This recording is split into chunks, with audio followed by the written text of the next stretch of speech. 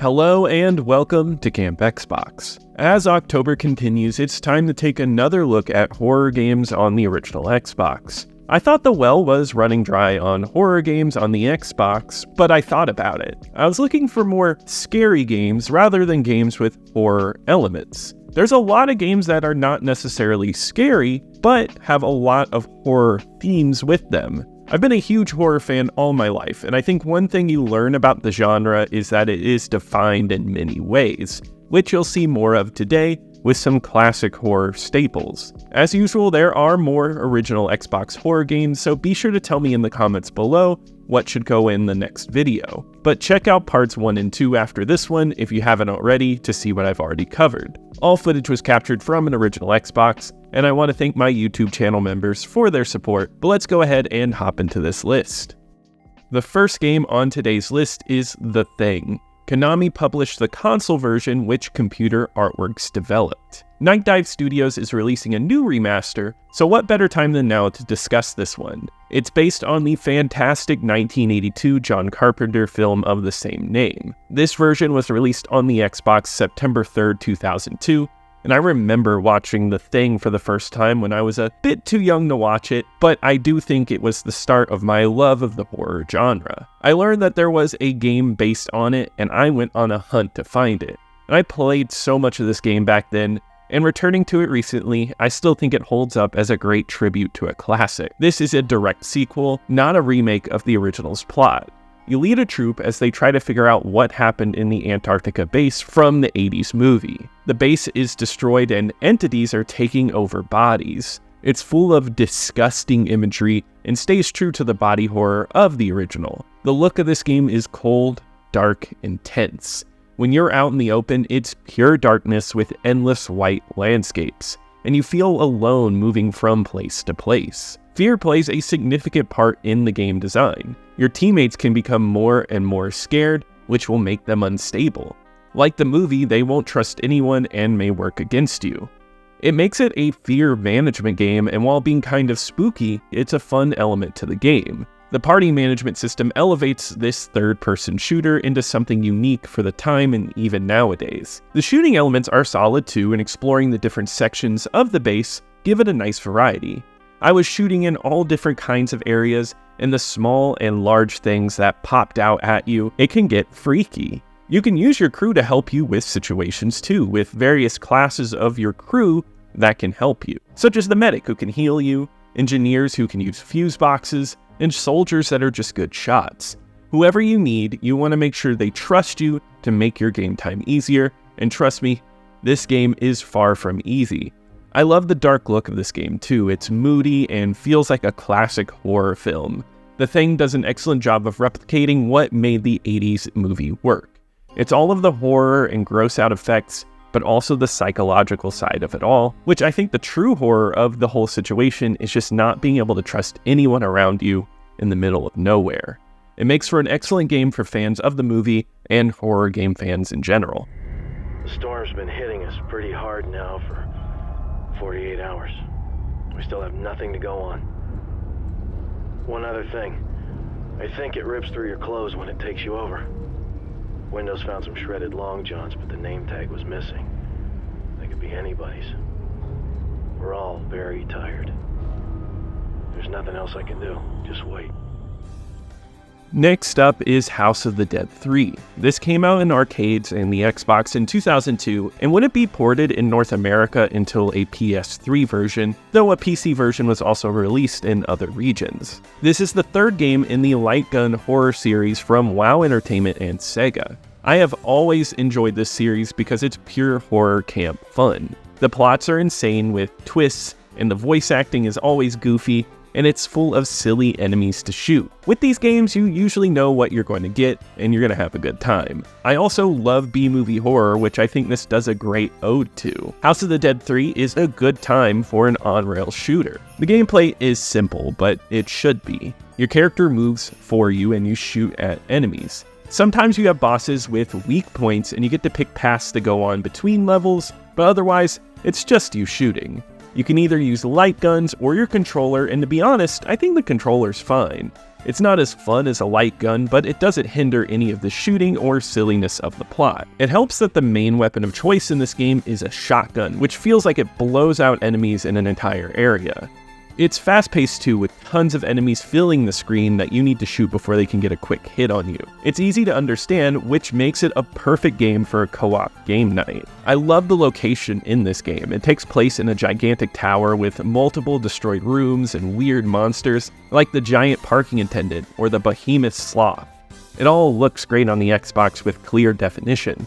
The gore and zombies all live up to the art design of the originals, and the second game is even included with this one, so you get a nice collection of games.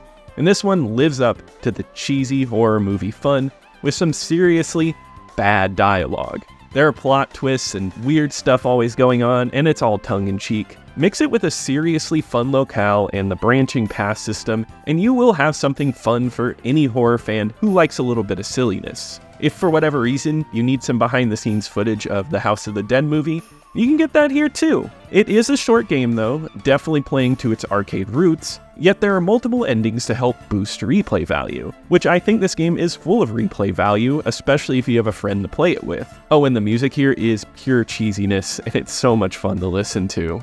House of the Dead 3 is a fun shooter. It's not going to change the world by any means, but it's good for a short playthrough. Lisa, back me up.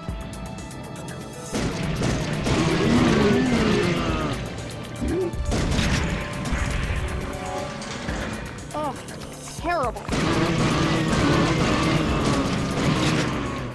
Next up is Silent Hill 4: The Room, released in 2004 for the PS2, PC, and Xbox. It was published by Konami and developed by Team Silent. Funny enough, Silent Hill made it to the original Xbox, but the third entry skipped it, and the Xbox got the fourth entry. Although this entry was the most divisive at the time, it has grown to be more loved today, and I find it to be a great part of the horror lineup on the console. Silent Hill 4 is all about mood building. It has scary moments, but it's mostly dark, depressing, and full of weird off-the-wall moments.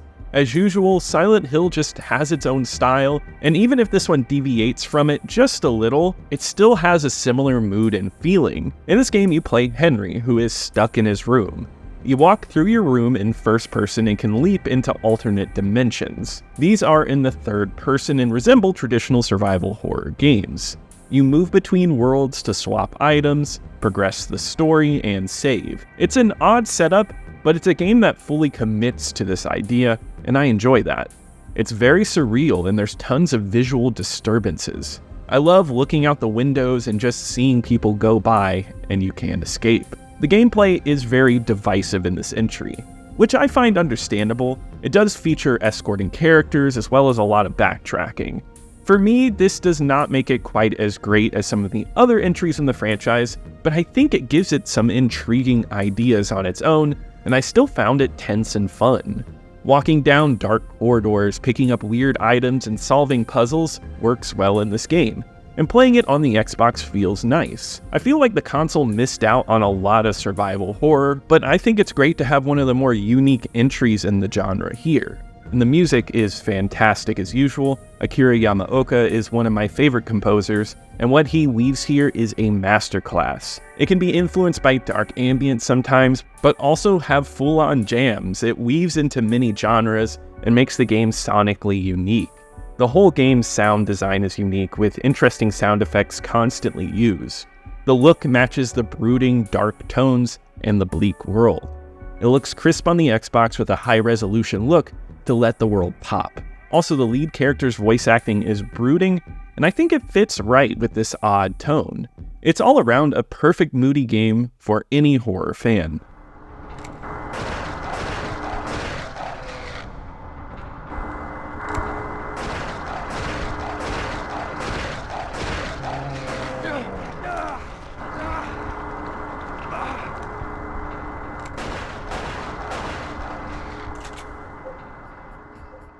The next game on the list is Grabbed by the Ghoulies, developed by Rare and published by Microsoft Game Studios. This game came out in 2003 as an Xbox exclusive. This game is one you'll have to go with me here on because it's not scary horror. This is a silly horror game similar in vein to kid-friendly horror movies, but still carries that Halloween mood. It's like watching a Disney Channel Halloween movie or reading a Goosebumps book. You got zombies, mummies, haunted chairs, and a bunch of silly stuff that make the mood of Grabbed by the Ghoulies so entertaining. The rare sense of humor is here, with many bizarre characters saying silly things, and it has a comic mood. It never takes itself seriously, which leads to a good time. In the game, you play Cooper, whose girlfriend is initially kidnapped by a creepy mansion owner. It eventually leads you to saving many kidnapped kids along the way. You go from room to room in this mansion, doing various tasks. It'll give you random health and give you a task like surviving for a certain amount of time or defeating every enemy in the room.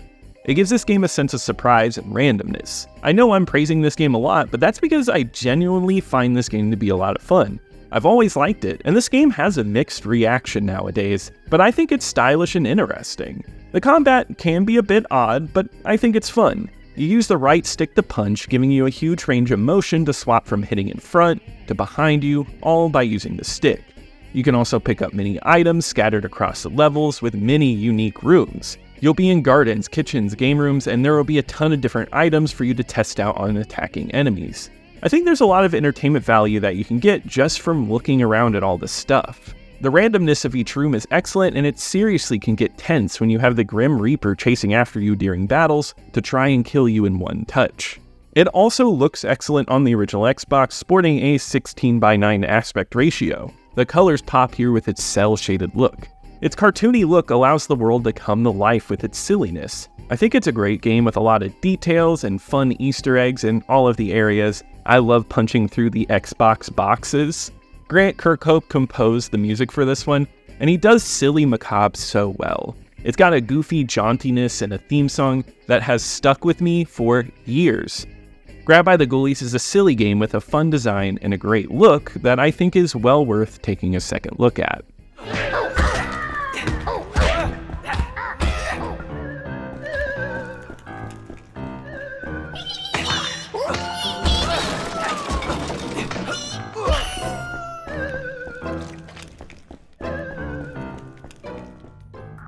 The final game on today's list is Bloodrayne. Majesco published it in North America and Terminal Reality developed it. It was released on Halloween 2002 for the PS2, Xbox, and GameCube, and later got a PC port. A remaster was also released recently. I had never touched a game in this series until this year. There is no reason in particular, it just kinda stayed off my radar. Yet, I felt like it was time to check this one out, and I think it's a fun little action horror game. In no way is it scary, but you play as a vampire lady that kills supernatural enemies and Nazis, which is a good chunk of fun. You play as half vampire Rain in this game, and you join the Brimstone Society, a society set up to protect humanity from evil. You travel all across the globe to take out this evil, using your special powers to take them down. It's a campy plot, which is a nice slice of fun. It sets up the game world well, where you're thrown into these giant levels and you can go between areas hunting for things to kill. It looks good on the Xbox. It's not the best looking game, but it does have a dark charm. Level layouts are solid and the pitch blacks really stand out. I think the character designs are where Bloodrayne truly stands out for me. It's got a gothic design for the lead characters and it's excellent, and it gives this game an edge that made it stand out on the shelf back in the day. The definition on these characters is crisp and the voice acting is surprisingly solid. The gore takes on the main stage in Bloodrayne though. When you slice and dice through enemies, limbs fly and blood pools on the floor. It's great for any fan of these type of effects, and they are effective. It fits well with the gameplay design played from a third-person angle. Multiple control schemes amount to either controlling the camera behind Rain or having it follow her. I think either is fine, and honestly, it's just fun to leap around and hop on enemies. You get to use a combination of blades and guns, swapping between both to take on enemies coming at you. It's intuitive and fast and makes for something akin to a hack and slash game, and it works for a visceral game like this. You should play this one if you're looking for a good, gory, action-packed game. It's not a scary game by any means, but it is another on this list that uses horror tropes and characters to create something original. It's a bit silly too, giving off a fun, campy vibe that I always get a kick out of. It makes sense that the other campy horror game on this list, House of the Dead, would get a movie made by the same director. I've never seen them, but I've been told to stay away. But you definitely don't have to stay away from this game.